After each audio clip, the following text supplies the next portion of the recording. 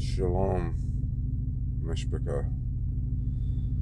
I pray all is well. I pray all of y'all, all of you who call on the name of Abba Yahuwah, who are his children. I pray all of y'all are well.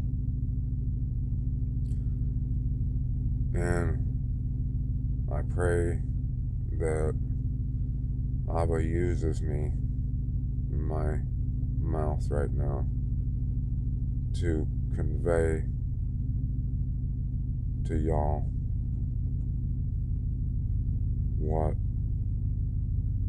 whatever he wants me to convey. I apologize about any noise you might hear. I'll explain to you why there's no other way for me to do it but with the noise in the background, and in just a moment.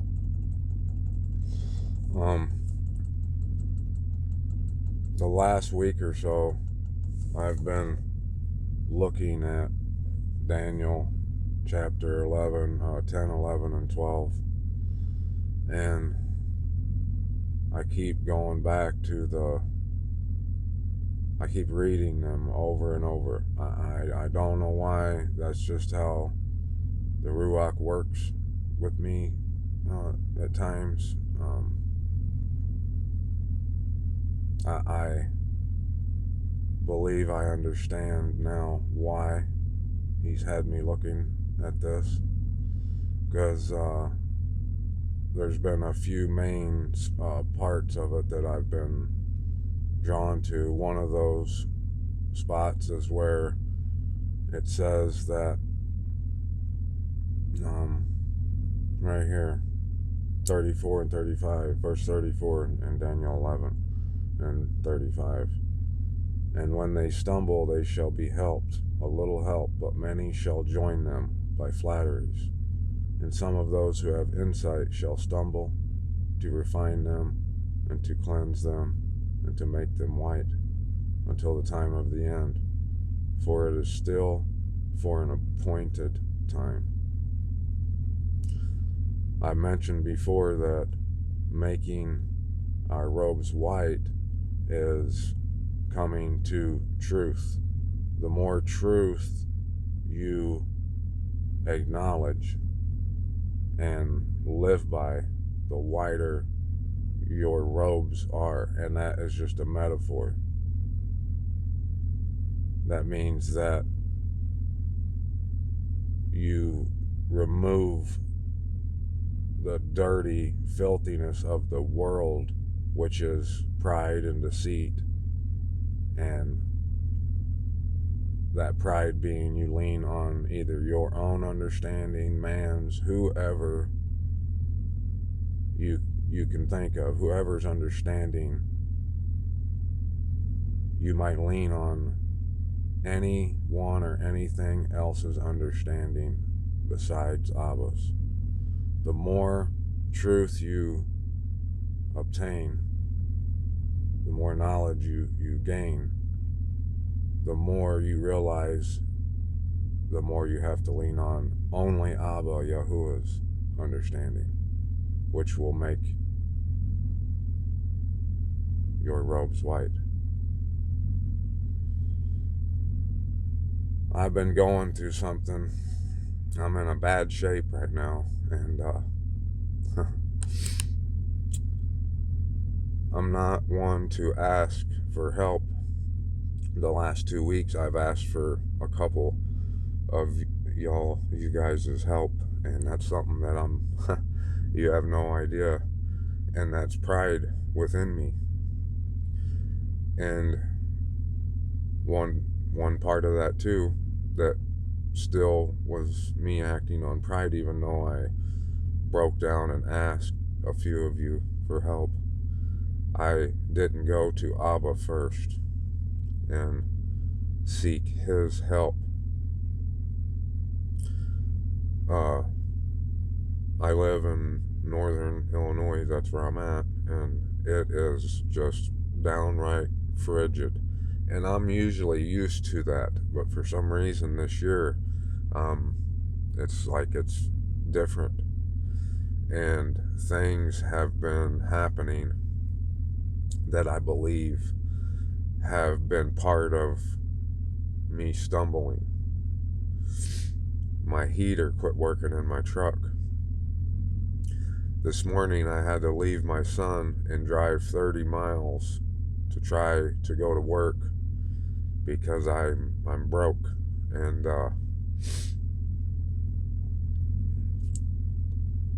something's been going on with my radiator, and it's leaked a little bit for a couple months, but even when I put antifreeze in it, it just overheats. And I had just enough money this morning to put a little gas and some antifreeze in it.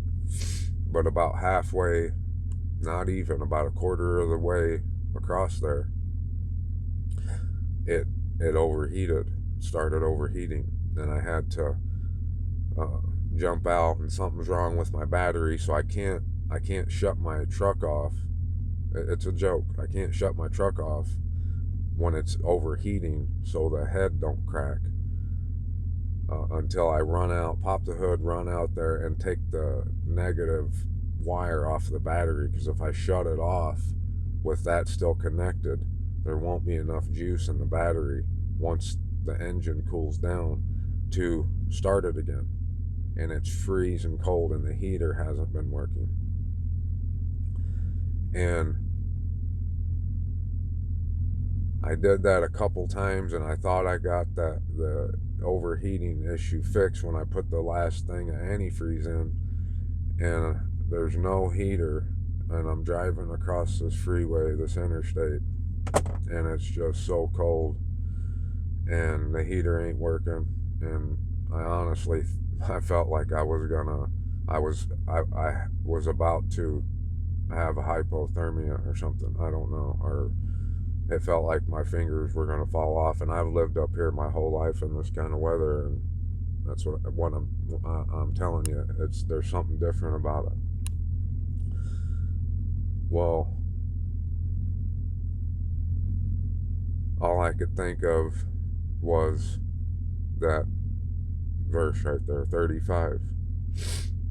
That we shall stumble, because I've fallen into such a state right now where this kind of stuff doesn't happen. I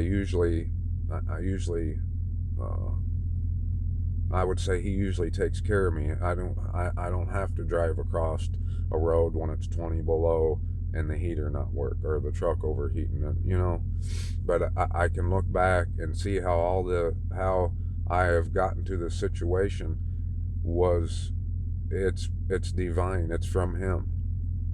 And there's been miracles that have happened during this that have just been enough to keep me alive and sane, and that I can see clearly are directly from him. And I'm not saying that this is what is happening right now to refine me as far as what this verse is talking about. But as I was driving and I was freezing, I was trying to warm my fingertips up with my breath. And I was crying out to him. And I usually don't share this intimate stuff with y'all, but I think it's vital that I do. He put a thought in my heart that what's coming is going to be so hard. And if we rely at any time, whether we're going through trial or not, whenever we rely on anyone but him, we're acting on pride, because he is our Abba. He knows. We do not. And when I started to acknowledge that and realize what I've been doing, that I haven't been completely just solely seeking his counsel and his help. When I realized that, I started to cry out to him. And I asked him. And everything I've asked him, he's given me. The heater's working now. I still don't have any money. And I'm still 30 miles away from my son. And I don't have the gas to get back there. But I'm going to ask him for help. And I will get back there. And it will be okay if I just rely on him. And I wait on him. And that is my faith in him, which is my only strength. And I know y'all who do have understanding. I know you see the rhetoric being ramped up about the vaccines. You know what's coming. If you look in Australia, they're hard lockdown for anyone that hasn't rolled up their sleeve, and everyone else can go about their normal business. They're out partying, having a good time. But those who don't have proof, they have to stay locked down. You can't leave the house. I mean, it's hard. And Kazakhstan, the government just fell. They had to have Russia come in and help them. We see all these distresses of nations happening. If you read in Daniel, you'll see that will happen here in the set apart land, the splendid land. It's going to happen here. And if those who have understanding of the word and who are asking for it, you see that that's coming. Whether that's in 6 months, a year, 2 years, 3 years, I don't know. But when that time comes, if we're not completely, you see right here, it says they will stumble and they'll be joined by flatteries. People will join them and pretend to be us. But there'll be those who delight in conflicts. We have to make sure we stay focused on all that matters, and that is, what does he want us to do? What's he asking us to do? What will he do for us? He is the only one that's going to get us through this.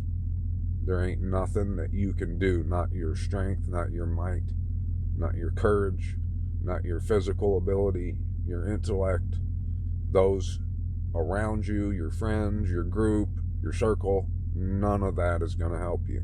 And if you think that, you will fall for good. And what is coming will overtake you.